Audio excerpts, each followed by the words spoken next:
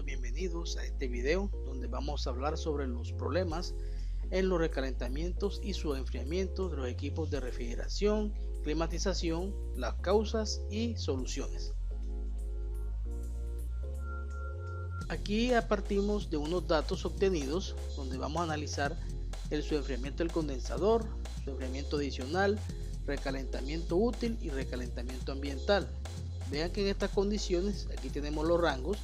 En este caso aquí tenemos que el enfriamiento de condensador está dentro del rango, está un poco bajo pero está dentro del rango.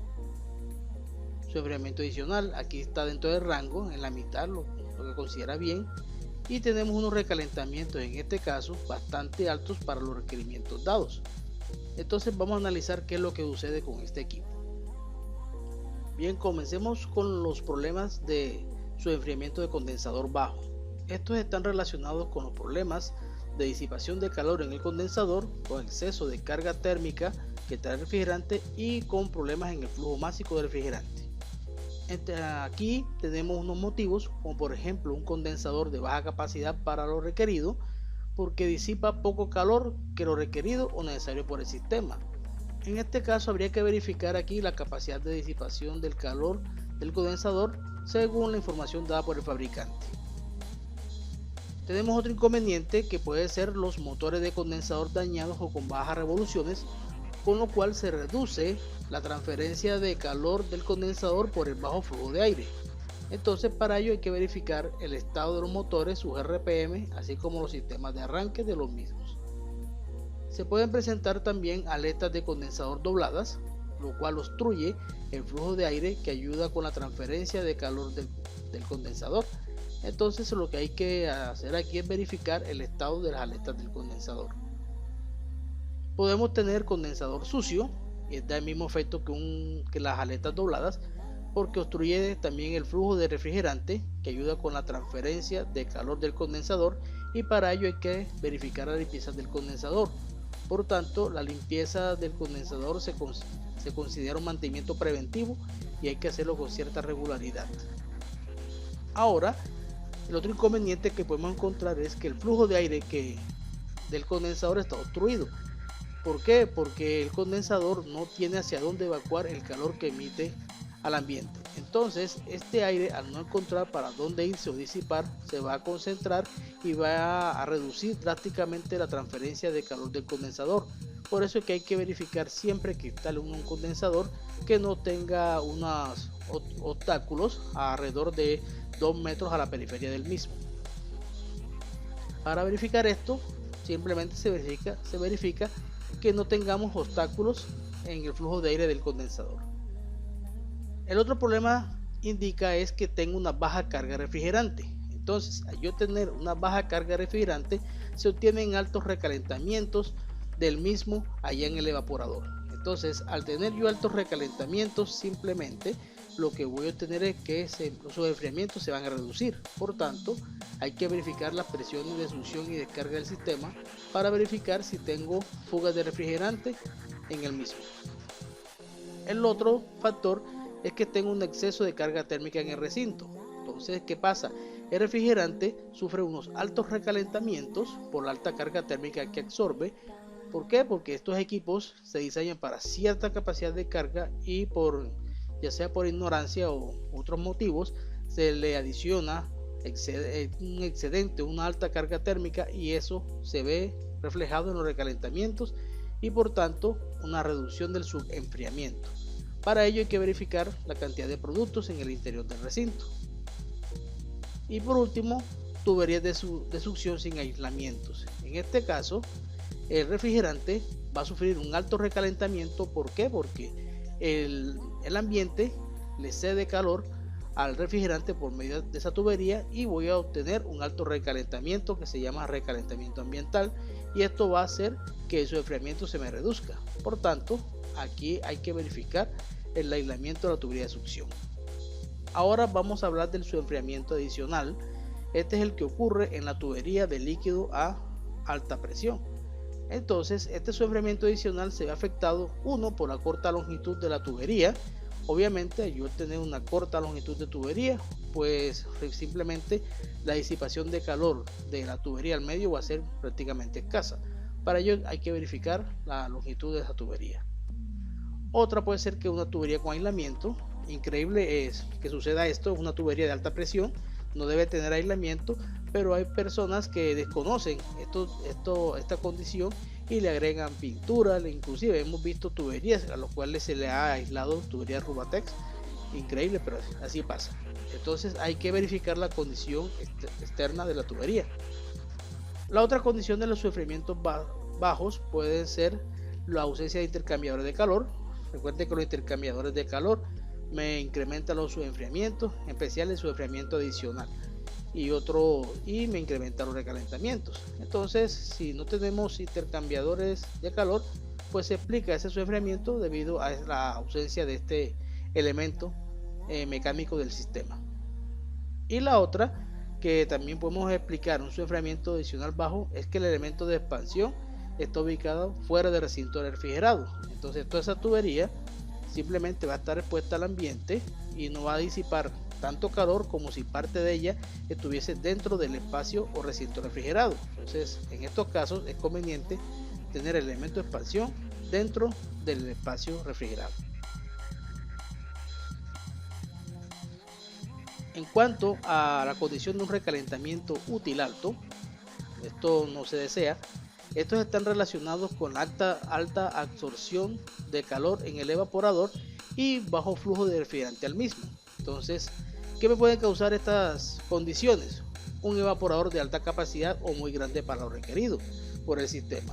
Entonces, ese refrigerante va a tener mayor tramo de tubería donde va a absorber mayor calor y por tanto va a haber una mayor temperatura a la salida y también vamos a tener pérdida de presión en ese evaporador, lo cual no es muy agradable en estos sistemas que digamos. Entonces, para verificar esto hay que analizar la capacidad de absorción de calor del evaporador en las tablas de los fabricantes de los mismos. El otro inconveniente es una baja carga de refrigerante. ¿Por qué? Porque este poco refrigerante que llega al evaporador le toca absorber toda esa carga térmica y por tanto se va a evaporar por completo y ese gas refrigerante va a absorber mayor carga térmica, lo cual me va a dar un recalentamiento súper alto. Para ello hay que verificar las presiones de succión y descarga del equipo para ver si están en los valores adecuados. El siguiente motivo que me puede dar un recalentamiento muy alto es un mal ajuste de la válvula de expansión en lo relacionado con el tornillo de regulación. ¿Por qué? Porque si posee un tornillo de regulación muy ajustado, va a llegar muy poco flujo de refrigerante al evaporador y nos va a dar, ya ustedes saben, un recalentamiento súper alto. Entonces aquí prácticamente este tornillo muy ajustado va a reducir el flujo y por tanto voy a tener un recalentamiento alto. ¿Qué hay que hacer? Verificar cómo está el tornillo de regulación y su ajuste. El otro problema en sistemas pequeños tiene que ver cuando yo selecciono un capilar con diámetro interno reducido. Al tener este menor diámetro, entonces se va a reducir el flujo de refrigerante que llega al evaporador y por tanto mi recalentamiento se va a disparar. Para ello hay que verificar si el capilar instalado en el sistema es el adecuado dependiendo de la capacidad del mismo. Otro aspecto que hay que analizar es la carga térmica del recinto muy superior al diseño del sistema.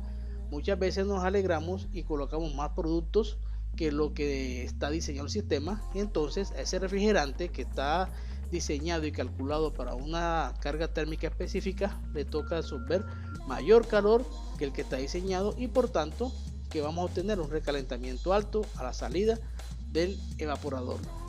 Para ello hay que verificar la cantidad de productos en el interior del recinto o espacio refrigerado.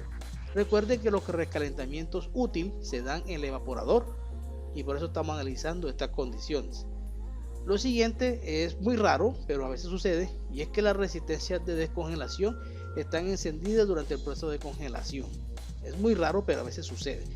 Entonces, ¿qué pasa? Estas resistencias añaden al calor extra a la carga térmica del evaporador y por tanto eso va a ser absorbido por el refrigerante obteniendo recalentamientos altos. ¿Qué hay que hacer?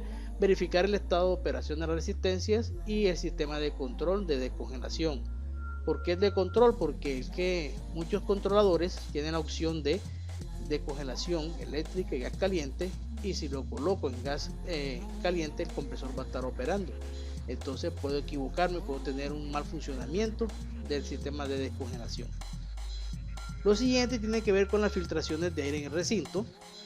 Estas filtraciones añaden calor extra al que debe absorber el refrigerante, por tanto vamos a tener un recalentamiento alto. Aquí hay que verificar las condiciones del recinto, así como sellamiento de paredes y puertas. Y lo otro que me afecta es tener unos bajos subenfriamientos. Si yo tengo bajos subenfriamientos, me llega más refrigerante en estado gas debido al flat gas al evaporador, que me va a incrementar los recalentamientos del sistema. Recuerden que si yo me altero un subenfriamiento, también se me va a alterar los recalentamientos y viceversa. Por eso hay que mantenerlos ambos bajo un equilibrio. Aquí lo que hay que verificar es la condensación del equipo, intercambiadores de calor y obviamente en cuanto te hace su enfriamiento. Aquí tenemos otro problema que tiene que ver con el recalentamiento útil bajo, que también se da en el evaporador, y este está relacionado con alto flujo de refrigerante al evaporador y con poca absorción de calor por parte del mismo. Entre los motivos tenemos un evaporador de baja capacidad para el flujo de refrigerante del sistema. Entonces este refrigerante absorbe poca cantidad de calor, obviamente. Para ello hay que verificar la capacidad de absorción de calor del evaporador dado en las tablas del fabricante. Aquí ahora tenemos un ejemplo de una alta carga de refrigerante. ¿Por qué? Porque el flujo de este refrigerante es muy alto a pesar de que yo tengo un evaporador adecuado. Entonces vamos a tener que ese refrigerante, por tener alto flujo, va a absorber poca cantidad de calor en relación con su cantidad, y vamos a tener un recalentamiento útil bajo. Para ello hay que verificar las presiones de succión y descarga del equipo. Aquí tenemos un mal ajuste del tornillo de regulación de la válvula de expansión. Entonces, al yo tener un bajo ajuste del tornillo, me va a permitir que la válvula envíe un alto flujo de refrigerante que llegue al evaporador, teniendo un recalentamiento útil bajo. Para ello hay que verificar el estado o la calibración o ajuste del tornillo de regulación. En los sistemas con capilares, cuando tengo un capilar con un diámetro interno más grande de lo requerido, habrá una influencia en el flujo de refrigerante que llega al evaporador, que va a ser mucho mayor. Entonces, para ello hay que verificar si el tipo de capilar instalado en el sistema sea el adecuado para las condiciones del mismo. El otro fenómeno muy común que sucede, y es una carga térmica de recinto muy baja al diseño del sistema. Entonces, ¿qué sucede aquí? Poco calor se absorbe en el evaporador y por ende en el refrigerante, a pesar de que este puede estar bien diseñado y esta tenga la cantidad de refrigerante adecuada. Pero entonces aquí el problema va a ser el que no tenga una carga térmica. Entonces, debido a ello, puede tener un recalentamiento útil bajo. Por esta razón, los cálculos o análisis de los recalentamientos de los equipos deben hacerse con carga térmica. Si usted lo hace sin carga térmica, le va a dar un recalentamiento útil bajo, y usted ¿qué va a decir? Que tiene excedente refrigerante, y va a ajustar la válvula, y cuando tenga yo las condiciones de carga, voy a tener unos recalentamientos disparados. Por esta razón hay que hacer este diseño y este análisis con base en cargas térmicas. La siguiente tiene que ver con los motores de evaporador dañados o con bajas revoluciones, los cuales reducen la absorción de calor en el evaporador y por tanto vamos a tener un recalentamiento útil bajo. Para ello hay que verificar el estado de los motores y sistemas de arranque de los mismos. Tenemos aletas dobladas en el evaporador, que va a tener el mismo efecto que los motores dañados, porque reducen la absorción de calor en el mismo. Entonces hay que verificar el estado de las aletas del mismo. Aquí tenemos un evaporador sucio, tenemos el mismo efecto de una aleta de evaporador doblada, reduce la absorción de calor. Simplemente hay que verificarlo y verificar la limpieza de ese condensador, es del evaporador, y es un errorcito. Bien, hay que verificar que el flujo de aire del evaporador no esté obstruido. ¿Por qué? Porque entonces el evaporador va a quitar el calor de ese mismo aire. Entonces que va a ser una autorrecirculación y no voy a absorber mucho calor. Entonces eso sucede cuando, por ejemplo, colocamos cajas enfrente de los evaporadores, entonces que obstruyen el flujo de calor en el mismo. Entonces para ello hay que verificar que no haya obstáculos en el flujo de aire del evaporador. Los otros problemas son de las válvulas de expansión, en lo cual si tenemos un sensor dañado o cortado, entonces las válvulas no van a regular el paso del refrigerante y vamos a tener un flujo alto bajo condiciones bajas de carga o con bajas temperaturas. Para ello hay que verificar el estado del bulbo sensor. También sucede cuando tengo una válvula de expansión con compensación externa sin conexión. Entonces, ¿qué hace mucha gente? Le colocan un tapón y ellos creen que solucionan el problema y no saben que lo que están haciendo aquí es que al yo anular ese tubo de compensación, simplemente la válvula tampoco va a regular y va a tener un flujo alto hacia el evaporador. Por tanto, hay que verificar si ese tubo está conectado o está obstruido. Y la última condición para un recalentamiento útil bajo tiene que ver con un evaporador congelado. Por eso hay que verificar el estado del evaporador y su sistema de congelación y sobre todo la frecuencia del mismo. En cuanto a la condición de un recalentamiento ambiental alto, que este sucede en la tubería de succión, este está relacionado con la alta absorción de calor de refrigerante en la tubería de succión. Por tanto, los motivos son pocos. El primer motivo aquí tiene que ver con que la tubería de succión sin aislamiento térmico, que es el más común. Entonces solamente aquí verificamos el aislamiento de la tubería de succión. La otra puede ser que tiene aislamientos térmicos, pero la tubería de succión tiene un tramo muy largo. Entonces, ¿qué va a pasar? A pesar que tiene aislamiento, tiene suficiente superficie para que se entre bastante calor. Entonces hay que verificar la longitud de la tubería de succión.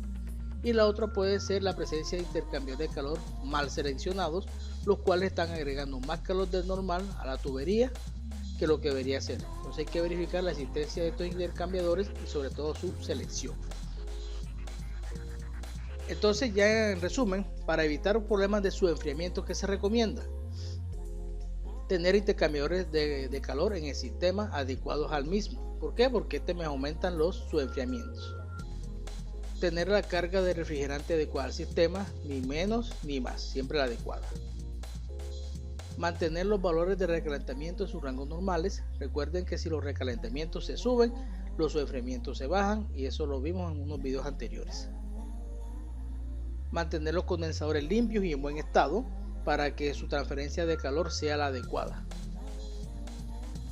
Hay que mantener los ventiladores de condensador también en buenas condiciones para que mantengan el flujo y por tanto una buena transferencia de calor. No tener obstáculos en el flujo de aire que impulsa los condensadores. ¿Para qué? Para que no se disminuya la transferencia de calor de estos al medio.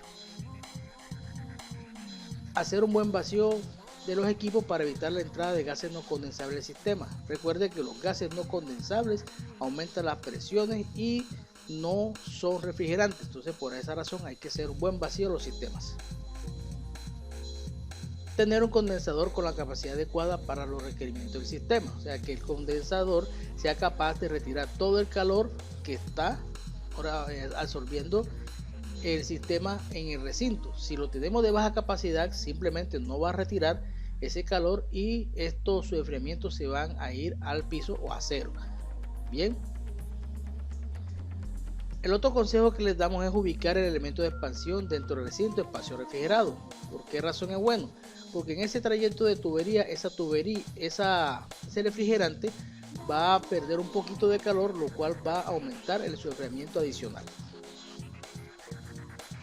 No exceder la carga térmica del recinto refrigerado. Recuerden que si excedemos las cargas térmicas también tenemos problemas, porque recuerden que esto es un equilibrio. Aquí dice tener una adecuada selección del resto de los elementos del sistema, como compresor, evaporador, tuberías y elementos de expansión. No está de más decirle que todo el sistema es un equilibrio en el cual todos los elementos dependen del otro. Si usted coloca un compresor diferente a lo del sistema, vamos a tener un inconveniente porque todo se va a alterar. Si yo cambio un evaporador por uno más grande, uno más pequeñito, inmediatamente todo el sistema se va a alterar. Igual pasa con los elementos de expansión y las tuberías. Por esa razón es necesario cambiar los equipos en caso de que una falla de compresor por uno de igual capacidad, y por eso es muy bueno saber los criterios para seleccionar compresores, al igual que el resto de los elementos del sistema. Bien, para evitar tener problemas con los recalentamientos, vamos a ver los siguientes factores.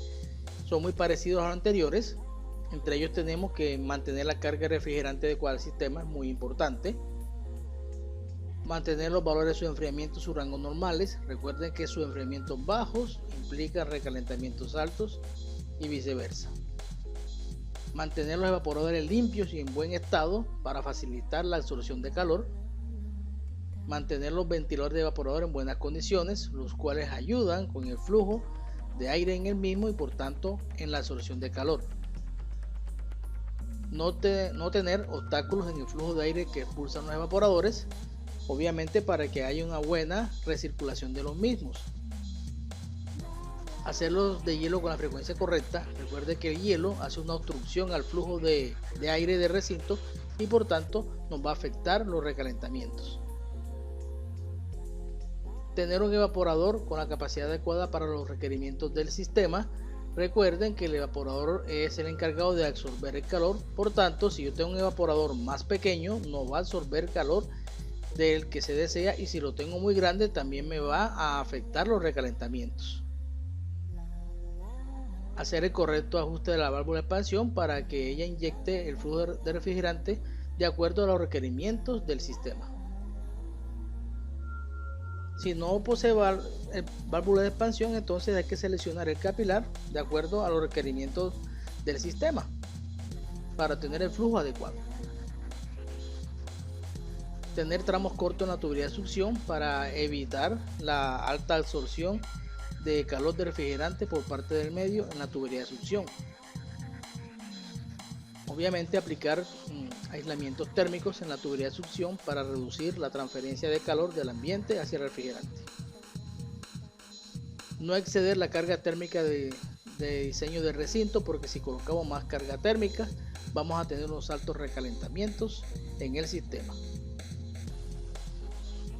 Y la última, que es muy similar o igual a la anterior, es que tener una adecuada selección de restos de elementos como es el compresor, evaporador, tuberías y elementos de expansión y otros accesorios. Recuerden que estos son muy importantes. ¿Por qué? Porque todo es un sistema y cualquier variación que yo tenga en uno de ellos me va a alterar las condiciones de operación del equipo. Muchas gracias y nos vemos en otro video.